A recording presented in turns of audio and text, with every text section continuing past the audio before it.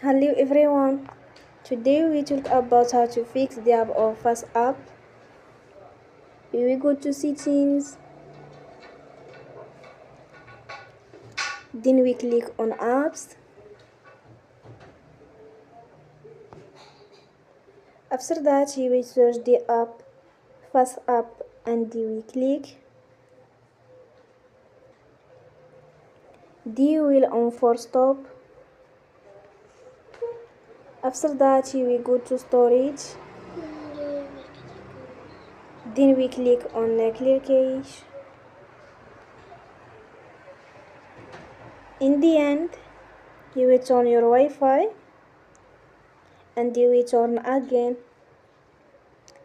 Don't forget to support us by like and subscribe. See you next time and thank you for watching.